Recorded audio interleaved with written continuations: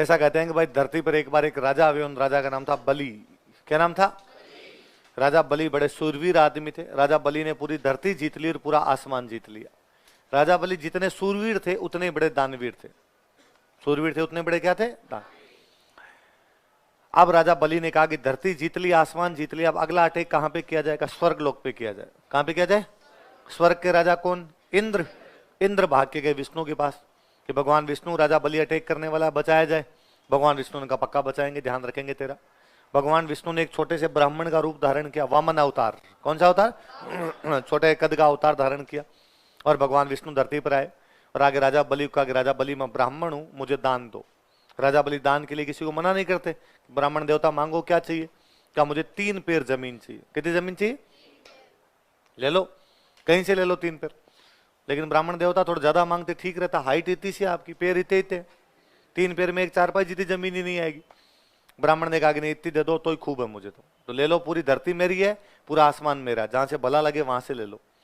और भगवान विष्णु ने अपना विराट रूप प्रदर्शित किया। पहली टांग के अंदर पूरी नाप दी धरती, दूसरे में नाप दिया पूरा। राजा बलि अब तीसरा पैर कहां रखो? उसने कहा माथे में रख लो। और तो कहां रखो? उसने कहा भगवान, सर माथे पे, आपको यहां पे कदम रखा जाए। और कहते भगवान ने उसके सिर पे कदम रखा और कदम रखे उसे पाताल लोक में पहुंचा दिया। कहां पहुंचा दिया?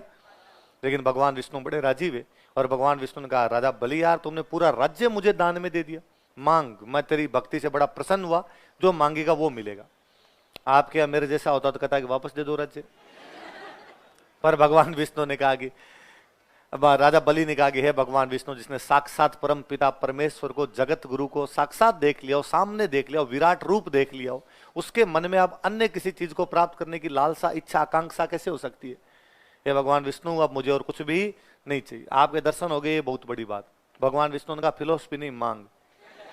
मैं कह रहा हूं ना, मांगना पड़ेगा। तो भगवान विष्णु यदि देना ही चाहते हो तो ये दीजिए कि जब अब मैं पाताल लोक में रहूंगा तो आप भी मेरे साथ ही रहेंगे। अब भगवान विष्णु फंस गए, वचन दे चुके थे, भगवान विष्णु का तथास्तु। अब भगवान विष्णु और राजा बलि दोनों ने पाताल लोक में 2 BHK फ्लैट किराए पे लिया। वैकेंसी आई हुई थी, ग्रुप स्टडी और सेल्फ स्टडी करनी शुरू की। उधर माँ लक्ष्मी ऊपर बैठे बैठे वेट करे, भाई घर धनी घर आएगा, और घर धनी तो उधर कोचिंग में लगा पाया लगी। माँ लक्ष्मी को पता चला कि राजा बलि के साथ आजकल भगवान विष्णु पाताल लोक में रहते हैं, तो माँ लक्ष्मी पाताल लोक पधारे और राजा बलि को कहा कि राजा बलि, घर में कमाने वाला आदमी एक ही है, वापस भेजो। तो राजा बलि ने कहा कि माँ लक्ष्मी, आप स्वयं पधार गए तो भगवान विष्णु को ले जा सकते हो, लेकिन मुझे एक वचन दो कि 12 महीनों में से 8 महीने भगवान विष्णु आपके पास वैकुंठ लोक रहेंगे, 4 महीने मेरे पास पाताल लोक में रहेंगे। लक्ष्मी जी ने कहा तथास्तु। इसलिए भगवान विष्णु 8 महीने माँ लक्ष्मी के साथ कहाँ रहते हैं? वैकुंठ लोक। लेकिन आषाढ़ की एकादशी को पाताल लोक चले जाते हैं। कब चले जाते हैं? कहां चले जाते हैं? इसलिए आषाढ़ की एकादशी को कहते हैं देवता सो गए। देवता, क्योंकि भगवान विष्णु कहां पधार जाते हैं? पाताल लोक। 4 महीने तक रहते हैं। आषाढ़ के बाद में श्रावण, भाद्रपद, आश्विन और कार्तिक। कार्तिक वाली एकादशी को भगवान विष्णु वापस वैकुंठ लोक पधारते हैं। हम कहते हैं देवता उठ गए। देवता, इसलिए देव उठनी एकादशी। क्या बोलते हैं? या हम कहते हैं देवता जाग गए। जागने को बोलते हैं प्रबोध। जागने क्या बोलते हैं? इसलिए क्या कहते हैं? भगवान विष्णु वापस जाके लक्ष्मी जी से मिले। लक्ष्मी जी का प्रतीक है तुलसी।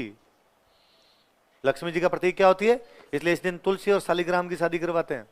देखी होगी तुलसी शालिग्राम वाली शादी। तो तुलसी शालिग्राम, शालिग्राम पत्थर, पत्थर होता है शालिग्राम। शालिग्राम मतलब विष्णु भगवान, तुलसी मतलब लक्ष्मी। तो तुलसी जी की पूजा करते हैं, तुलसी जी की जो शादी करते हैं, तुलसी शालिग्राम का विवाह करवाते हैं, वो भी इसी दिन होता है। इसलिए क्या बोलते हैं?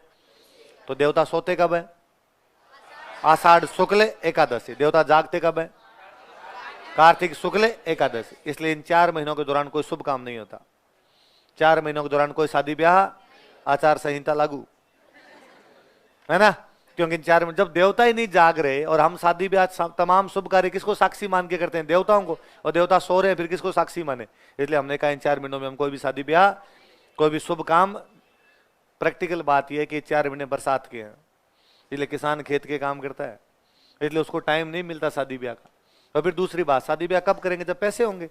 पैसे कब आएंगे? जब फसलें कटेगी। फसलें दिवाली के पास कटती है। आप आज भी नोटिस कर लेना, फसलें कटाएगा जो सीजन होगा दिवाली के आसपास होगा। दिवाली के आसपास फसलें कटेगी, वो बेचेगा, रुपये आएंगे, शादी ब्याह करेगा। इसलिए हम कहते हैं देवता जाग गए। तो देवता जागते कब है? कार्तिक शुक्ल एकादशी। सोते कब है? इसलिए क्या क्या बोलते हैं इसको बताओ देखिए। प्रबोधिनी एकादशी। और अब कोई पूछे तुलसी शालिग्राम का शादी किस दिन की जाती है? देखी होगी वो शादियां तो आपने, वो शादियां नहीं देखी तुलसी शालिग्राम?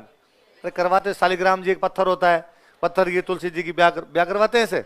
अरे तो मैं तो, मेरे पापा के एक ब्राह्मण दोस्त, तो मैं उनके घर पे रहा कुछ दिन तक, तो उनके घर पे रहा करता, तो उनके घर पे ऐसे न्योते आते कि भाई हमारी तुलसी जी की पूजा करवा दो या दूसरी कोई करवा दो ऐसे। तो एक बार ये तुलसी जी की पूजा का न्योता आया हुआ, तो वहां हम 4 लोग रहते। वो जो अंकल थे उनके 2 बेटे, मैं रहा करता था, एक उन अंकल की बहन के बेटे, मतलब उनके भांजे रहते, वो सीनियर थे, मैं उनमें सबसे जूनियर था। तो एक दिन न्योता आया कि भाई तुलसी जी की पूजा करवानी 3-4 घरों में।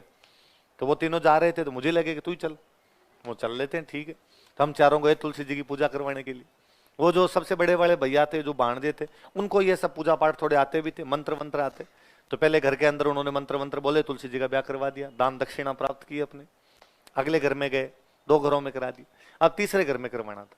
जिस तीसरे घर के अंदर पूजा करवानी थी, उस घर की लड़की उन भैया के साथ पढ़ती थी। तो भैया थोड़ा यूं शंका करेगा, यार उसके सामने तो मैं कैसे पूजा करवाऊंगा ऐसे। तो उन तीनों ने मना किया कि यार वहां तो नहीं करवाएंगे। तो उन तीनों ने मुझे तैयार किया कि यार उस घर में पूजा तू करवा दे। तो मैंने कहा मुझे तो आती नहीं। तो उन्होंने कहा ओम भूर्भुवस्सुवः तो आता ही है, वो आता है। हनुमान चालीसा बहुत जोरदार तरीके से आता है। तो कहा तू चिंता ही मत कर, तू तो ये बोल देना, जल्दी जल्दी बोलना, इनको कौन से मंत्र आते हैं। मैं वो ठीक है। अपने उस घर में गए, घर में जाते उन्होंने कहा, अब वो जो आंटी जी थे वो पहले हमें 2 घर में देख रहे थे कि पूजा वो बड़े बड़े भैया करवा रहे थे। वहां जाते उन्होंने मुझे बिठाया कि बैठो बैठो करो पूजा करो। तो उन्होंने कहा अरे नहीं नहीं, वहां आप कर रहे थे, तो बच्चा है, इसको थोड़ी पता है, आप कीजिए। उन्होंने अरे सबसे इंटेलिजेंट यही है। और हम तो तमाम मंत्र इससे ही सीखते रहते हैं। अभी देखना क्या करेगा। बोलने में शुरू से तेज पढ़ता था, मैं 7th क्लास में था, पर उसके बावजूद अपने हाथ हाथ ओम भूर्भुवस्सुवः दाहिना हाथ आगे दीजिए।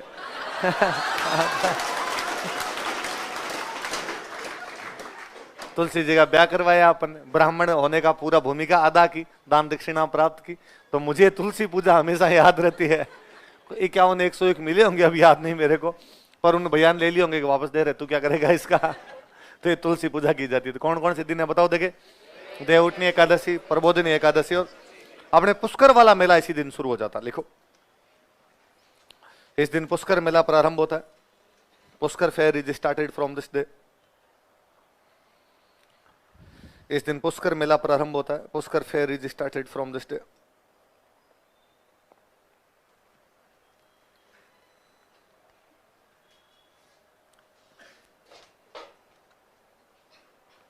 आगे लिखो भाई, पूर्णिमा।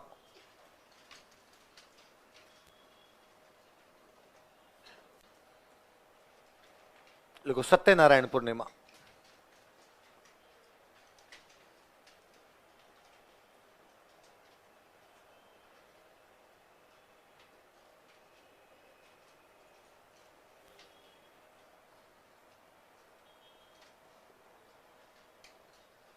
सत्यनारायण पूर्णिमा कौन सी पूर्णिमा है?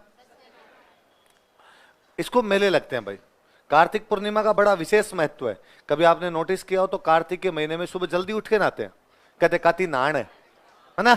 और फिर अब महीना समाप्त कब होगा? पूर्णिमा। तो पूर्णिमा के दिन आसपास में जो बड़े तीर्थ स्थान होते हैं वहां जाके स्नान करते थे। पुष्कर वाला मेला शुरू भले एकादशी को होता हो, लेकिन पुष्कर मेला होता किस दिन है वास्तव में? पूर्णिमा। तो मेले कौन कौन से थे लिख लो। पुष्कर, पुष्कर कहां है आपके? अजमेर,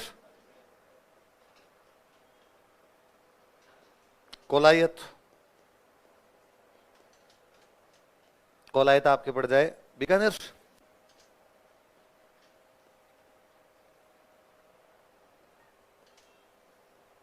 चंद्रभागा, ये आपका झालरापाटन। झालरापाटन कहां पे? झालावाड़, रामेश्वरम, ये आपका सवाई माधोपुर।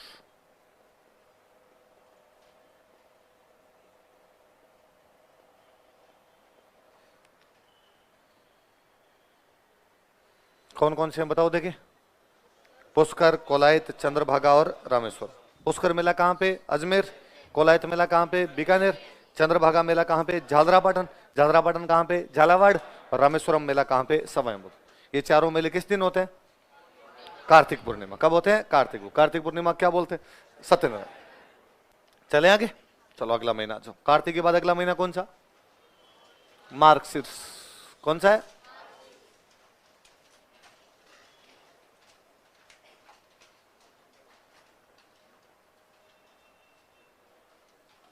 अगला महीना लिख लो मार्गशीर्ष, और मार्गशीर्ष में आगे लिखो कोई त्योहार नहीं, नो फेस्टिवल। मार्गशीर्ष खाली है, बोलो थैंक यू मार्गशीर्ष। अभी 4-5 त्योहार आ जाते, आपको तो याद करने पड़ते। अगला महीना कौन सा है? पौष। एक बार थैंक यू और बोल दो फटाफट।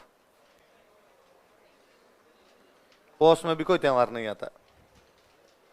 2 महीने खाली है भाई। कौन कौन से 2 महीने बताओ देखे? मार्गशीर्ष और पौष। आपने शुरुआत में थोड़ी मैम से ज्योग्राफी पढ़ी, मैम ने बताया होगा कि भाई अपने 2 गोलार्ध है, उत्तरी गोलार्ध और दक्षिण, नदन हेमिस्फीयर और सदर्न हेमिस्फीयर। अपने उत्तरी में रहते हैं और नीचे वाला कौन सा है? दक्षिणी। जिधर सूर्य भगवान रहेंगे उधर गर्मी, जहां सूर्य नहीं रहेगा वहां पे सर्दी। उत्तरी गोलार्ध में सूर्य है, इसका मतलब उत्तरी गोलार्ध में गर्मी है। उत्तरी गोलार्ध के अंदर सूर्य नहीं, इसका मतलब यहाँ पे क्या है? सर्दी। तो सूर्य भगवान जब दक्षिणी गोलार्ध में जाते हैं तो उनकी गर्मी हो जाएगी, अपने क्या हो जाएगी? सर्दी। इन 2 महीनों में सूर्य भगवान दक्षिणी गोलार्ध में चले जाते हैं, उधर दक्षिण की तरफ गए होते, इसलिए हम कहते हैं सूर्य दक्षिणायन है। सूर्य किधर है? इसका मतलब अपनी तरफ तो नहीं है, और अपनी तरफ नहीं इसलिए हमने कहा शुभ काम नहीं करेंगे। सूर्य का दक्षिणायन होने को हमने अच्छा नहीं माना। अब शुभ काम तब करेंगे जब सूर्य उत्तरायण होगा। सूर्य क्या होगा? और सूर्य उत्तरायण होता है 14 जनवरी के बाद। कब होता है?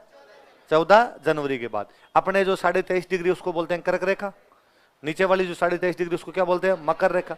तो मकर रेखा से सूर्य उत्तर की तरफ आने लगता है। 14 जनवरी को मकर रेखा से ऊपर की तरफ आता है, इसलिए अपने बोलते हैं मकर संक्रांति। क्या बोलते हैं? क्योंकि एक जगह से दूसरी जगह जाने को बोलते हैं संक्रमण। क्या बोलते हैं? इसलिए आप कहते हो कि कोरोना संक्रामक है। कोरोना क्या है? क्योंकि एक जगह से दूसरी जगह फैल जाता है, एक आदमी से दूसरी जगह फैल जाता है, तो एक जगह से दूसरी जगह जाने को क्या कहा जाता है? संक्रमण। मकर रेखा से संक्रमण कर रहा है, मकर रेखा से ऊपर आ रहा है, इसलिए आप क्या बोलते हो? मकर संक्रांति। क्या बोलते हो? सोचा करो कभी इस बात पे। हमारे बड़कों को कितने साल पहले पता था कि नीचे वाली रेखा मकर रेखा है? भाई 1000 साल से हम इसको मकर संक्रांति बोल रहे हैं। आपके भूगोल वालों को तो अब पता चला कि दक्षिणी गोलार्ध नाम की भी चीज है, पहले जानते ही नहीं थे।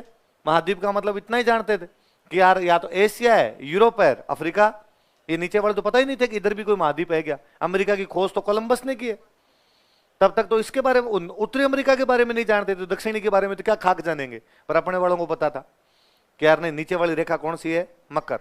मकर है, इस मकर से ऊपर आता है, इसलिए क्या बोलते? मकर संक्रांति। तो अपने पुराणों में जीता वो लिखा है ना कि पाताल लोक की तरफ चले गए, इसका मतलब सारे साउथ अमेरिका जाके आते थे, है ना, ऑस्ट्रेलिया जाके आते, उधर जाके आते, तो पाताल लोक ये था, नीचे की तरफ गए। तो नीचे का मतलब क्या? यही हुआ। इसका मतलब अपने वाले जानते थे, और ये भी एग्जैक्टली कि मकर है उसका नाम, और मकर से 14 जनवरी को ही आता है। आज दिन तक भी वही है कि 13, 14, 15 जनवरी के आसपास में संक्रमण करेगा उधर। मतलब इवन अपने तो कि भीष्म पितामह जब महाभारत का युद्ध लड़ रहे थे, तो महाभारत के युद्ध में इतने घायल हुए, अर्जुन ने इतने तीर मारे कि बाणों के सैया पे लटा दिया। अब बाण सैया पे लेटे हुए भीष्म पितामह, और अब भीष्म पितामह इतने तीर मार दिए अर्जुन ने, अब मर जाओ आप। क्योंकि भीष्म पितामह के पास इच्छा मृत्यु का वरदान था, जब चाहूंगा तब अपना शरीर त्यागूंगा। का अब यदि आपने शरीर ना त्यागा तो ये बाण निकालने पड़ेंगे, निकाले तो दर्द से मर जाओगे।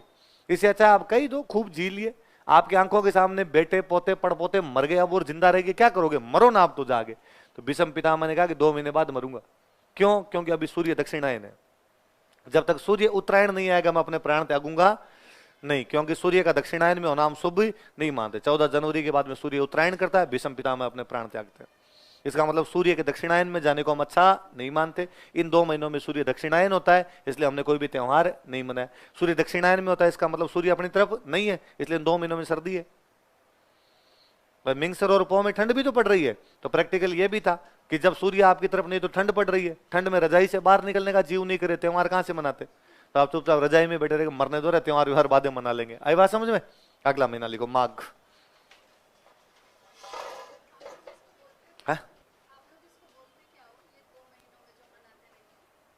क्या बोलते? मलमास। तारा डूब गया, वही तारा, सूर्य नीचे चला गया, वही तारा डूबना, यही है। तारा डूबना भी कहते हैं गांव के अंदर, मलमास भी कहते हैं। हाँ, हमारे यहाँ मतलब आप कहाँ से हो? तो राजस्थान से? हरियाणा, हरियाणा तो मैम राजस्थानी है, गलती से उधर चला गया मैम, हमारा है वो। हाँ, वो भाई आपके हिसार है मैम, हिसार नहीं, आप पानीपत क्यों, हिसार है हरियाणा में, है ना, हिसार तक बीकानेर था, हमारा स्टेट लगता था। मेरा गांव है ना चूरू में, और हमारे गांव से बीकानेर बहुत नजदीक पड़ता है, तो और बीकानेर में मेडिकल फैसिलिटी बहुत अच्छी है। इवन यहां तक कि पंजाब के ज्यादातर लोग बीकानेर आते हैं, तो पंजाब से एक ट्रेन आती है बीकानेर, उसका नाम है कैंसर ट्रेन, कि कैंसर वाले सारे रोगी जो पंजाब के हों कहां पर आएंगे, बीकानेर। पर चूंकि हिसार किसी टाइम बीकानेर का हिस्सा था, और हिसार में उधर हमारे चूरू वाले जो थे, हिसार में रिश्तेदारियां रही होगी, हिसार जाते होंगे, इसलिए आज दिन तक हमारे गांव के अंदर है कि कोई बीमार हो जाए कहां लेके जाना, हिसार। मतलब बीकानेर नजदीक है यार अपने, बीकानेर 200 किलोमीटर नहीं पड़ा बीकानेर चलते, पर अभी तक भी हमारे गांव वालों के दिमाग में नहीं आता कि अपने बीकानेर जा सकते हैं। आज भी कोई बीमार है तो इसका मतलब कहां लेके जाएंगे, हिसार, क्योंकि पुराने टाइम से हिसार जाते, क्योंकि पुराने टाइम से हिसार हमारा था, तो उधर वो रूट था तो सारे के सारे जाया करते थे। अबोर और फजिल्का दोनों अपने थे, बीकानेर स्टेट के पार्ट हुआ करते। सिरसा, सिरसा अपना था, तो आपके पास तो वही है, पानीपत, रोहतक, झज्जर, हाँ उधर वाला मामला आपके थोड़ा अलग है, बाकी तो इधर वाला पूरा हमारा ही है एकदम। तो माघ नहीं, तो आप ना कभी विकिपीडिया सर्च मारना, आप देखना राजस्थानी कहां बोली जाती है, राजस्थान तो वो बताएगा आपको, हरियाणा, गुजरात, राजस्थान, मध्य प्रदेश। हरियाणा की जो भी लैंग्वेज है वो राजस्थानी का पार्ट है, अलग से कोई लैंग्वेज नहीं है। ठेठ ऊपर की तरफ जाते हैं तो थोड़े थोड़े चेंज आने लगते हैं, बाकी सेम है। आप हरियाणा की जब डायलेक्ट्स पढ़ेंगे तो उसके अंदर डायलेक्ट आएगी बागड़ी, बागड़ी अपनी है। चूरू, गंगानगर, हनुमानगढ़ में हम जो बोल रहे हैं बागड़ी है, उधर आपके सिरसा की तरफ आप जाओगे तो वो पूरी पूरी क्या है, बागड़ी। और हाँ लोकल है बागड़ी हमारी, मैं है हाँ, तो ये आपके सिरसा के आसपास वाले सारे बागड़ी। आप सिरसा जाके खड़े हो जाओ, आपको कतई नहीं लगेगा कि आप हनुमानगढ़ के भादरा में खड़े हैं, सिरसा में खड़े हैं। एग्जैक्टली भादरा, नौर भादरा के आसपास वाली लैंग्वेज है, पूरी की पूरी वो मिलेगी एकदम। और हरियाणा वाले तो बहुत पहले टाइम से बिजनेस जब करने जाते हैं, हरियाणा के बाणिया बिजनेस करने जाते, तो हरियाणा का बाणिया भी थी उड़ीसा में बिजनेस करता था, उड़ीसा वाले बोलते मारवाड़ी है वो हरियाणा का, पर फिर भी कहलाते क्या थे, मारो। तो हरियाणा के साथ तो अपना कॉन्टेक्ट पहले से बहुत पुराना था एकदम। तो माघ, तो माघ में को पहले कौन सा आ जाएगा आपका, कृष्ण पक्ष, लिखो चतुर्थी।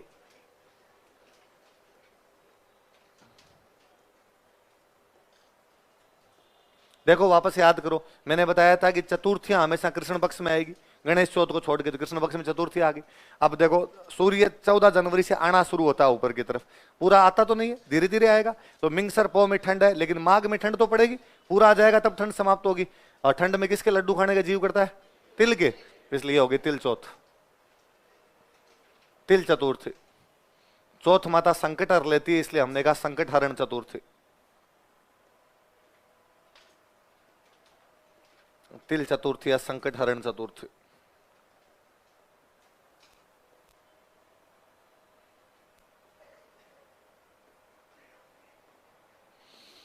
तिल चतुर्थी या संकट हरण चतुर्थी, कौन सी चतुर्थी है बताओ देखें, तिल चतुर्थी या संकट हरण चतुर्थी। मेला लगता है, लिख लो चौथ का बरवाड़ा, कहां पर होता है मेला, ये सवाई माधोपुर में एक जगह पड़ती है भैया ना, चौथ का बरवाड़ा।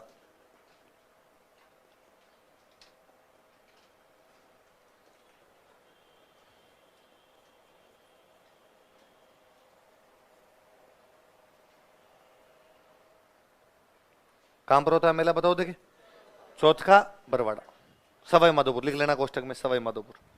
अभी आपके कैटरना के अब शादी करके गई, यही चौथ का बरवाड़ा हुई थी।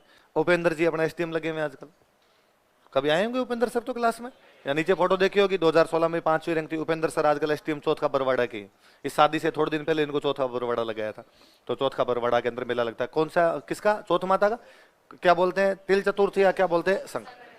फिर कहा भाई एक दिन तिल के लड्डू खाने से मजा नहीं आएगा, एक आधे दिन और खाओ, तो एकादशी के दिन और खाते हैं। पंडित जी ने कहा अकेले अकेले क्यों खाओ, मुझे खिलाओ। 6 प्रकार के तिलहन का दान करना चाहिए, इसलिए बोलते हैं सठ तिला एकादशी। क्या बोलते हैं, सठ, सठ का मतलब 6। तो आप तो यूं याद रखना, तिल चौथ और तिल 11, क्या याद रखोगे, तिल चौथ और तिल 11, तिल चतुर्थी और तिल एकादशी, सठ तिला एकादशी कर लो बोले। फिर आ जाओ अमावस्या, और अमावस्या को चुपचाप रहना होता है भाई, बोलना नहीं होता किसी से भी। अरे तो बोलो मत, चुपचाप लिखो।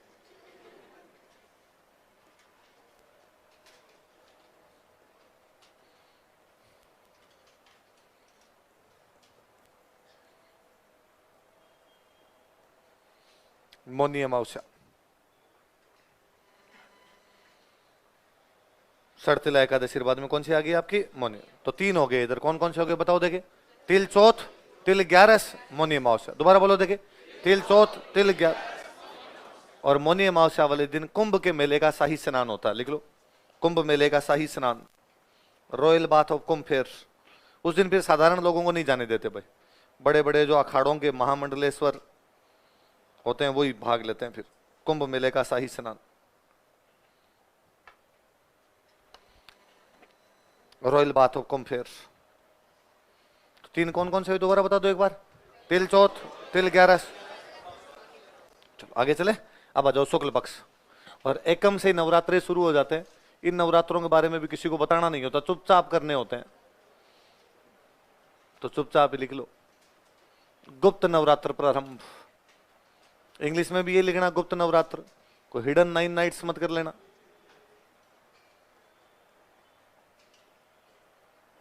गुप्त नवरात्र स्टार्ट्स, गुप्त नवरात्र स्टार्ट्स, गुप्त नवरात्र प्रारंभ। 2 नवरात्रे पढ़े पहले हमने, आश्विन वाले नवरात्रे पढ़े, वो तो कौन से थे आपके? शरद। ये कौन से हैं? तो इसका मतलब वो तो बताया जा सकते हैं, पर इनके बारे में ज्यादा बताने की आवश्यकता नहीं, चुपचाप माता जी के भक्त होते हैं, अपने घर में बैठ के कर लेते हैं। ये बसंत ऋतु आ जाती है इन दिनों में, इसलिए जो पंचमी आएगी वो क्या जाएगी? बसंत। और अपने स्टूडेंट का तो भाई सबसे बड़ा त्योहार यही है, माँ सरस्वती का बर्थडे है, इसलिए बोलते हैं सरस्वती जयंती। इसलिए छोटे थे तब स्कूल में पीले पीले कपड़े पहन के जाते, हे शारदे माँ, हे शारदे माँ, अज्ञानता से हमें, तो कोई असर नहीं हुआ, वैसे वैसे ही पढ़े हैं।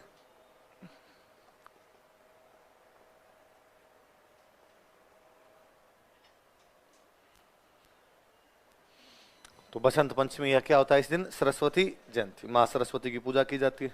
इसलिए राजस्थान सरकार ने कहा कि हमारी वे बच्चियां जिनके आरबीएसई बोर्ड में 10th और 12th में 75% से अधिक आए, उनको हम अवार्ड देंगे, गार्गी। कौन सा पुरस्कार देंगे? तो इस दिन कौन सा अवार्ड दिया जाता है? लिख लो, इस दिन गार्गी पुरस्कार दिया जाता है। Gargi award is given on this day, इस दिन गार्गी पुरस्कार दिया जाता है। Gargi award is given on this day. किस किस को मिला हुआ आप में से? लड़के हाथ मत खड़ा करना रहे, क्या होता कोई लड़का देख ले, सर कौन सा सर्टिफिकेट मांग रहे हैं?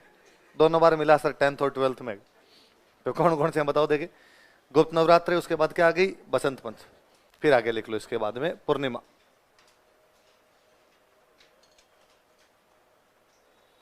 और पूर्णिमा को आपके डूंगरपुर में एक मेला होता है, बेणेश्वर। कौन सा मेला होता है? बेणेश्वर। डूंगरपुर के अंदर एक गांव पड़ता है नवा टापरा। कौन सा गांव है? नवा टाप, लिख लेना कोष्टक में, डूंगरपुर। बेणेश्वर फेर,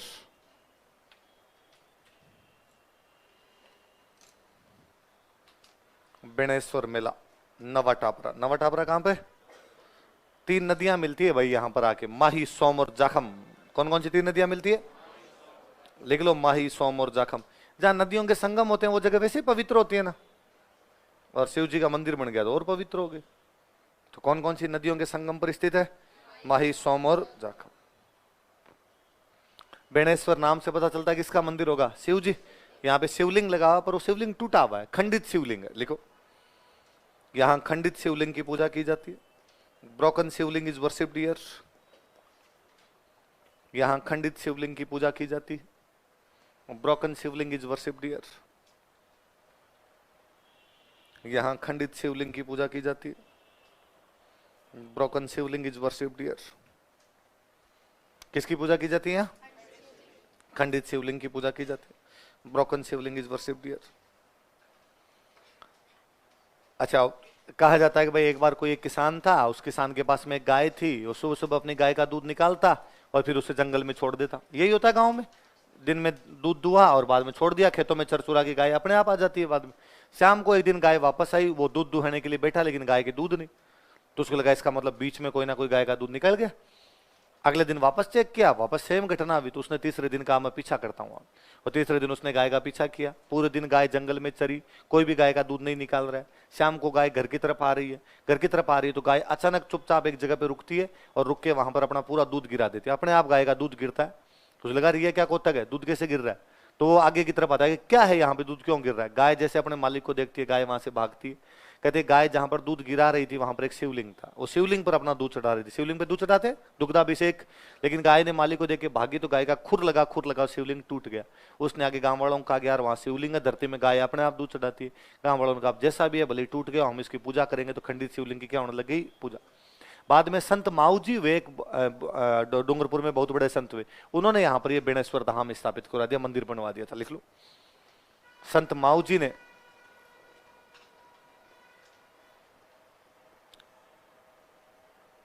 बेणेश्वर धाम की स्थापना की थी। सेंट माऊ जी फाउंडेड बेणेश्वर धाम। संत माऊ जी ने बेणेश्वर धाम की स्थापना की थी। सेंट माऊ जी फाउंडेड बेणेश्वर धाम।